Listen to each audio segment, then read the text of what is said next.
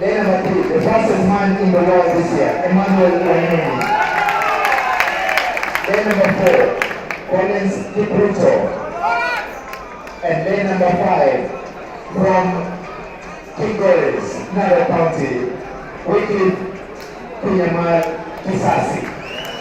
Day number 6, Alex Ngeno Tungetich, National Kenya Prison Service and national champion. Day number 7, Cornelius Ray, KDF. And day number 8 is Elias Ngeng. Let's appreciate them, ladies and gentlemen. 2 laps of this track and only starter.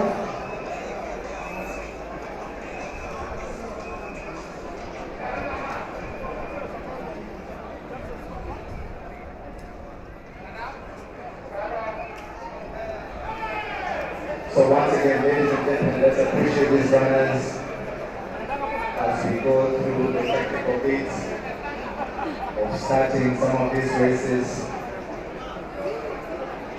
As we watch Emmanuel Wanyonyi, the fastest man of the year, Kinyamal, National Police Service champion, Kinyamal, the man from Masaila, during the relays, in the nationals, amazingly well, Kinyamal.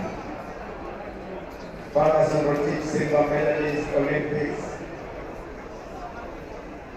Silence for the start, ladies and gentlemen.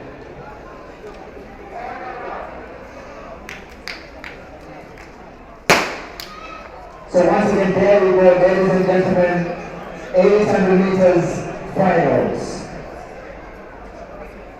2 of these runners will make the Kenya national team automatically. And the last lot will be left to the organizers as we wait for Wanyonyi.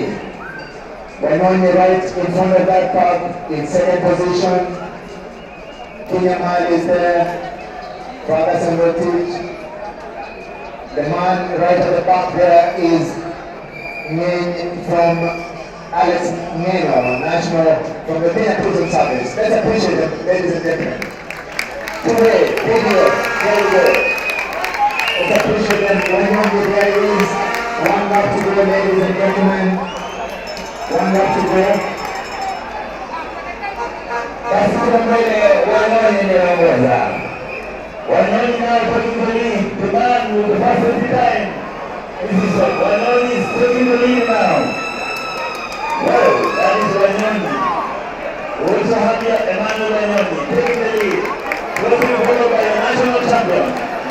Now 220 meters to go. Kinyamal is coming. Wanyonyi is there. Nakwambia 200 meters to go. 150 meters to go. It is now easy way. You have Emmanuel.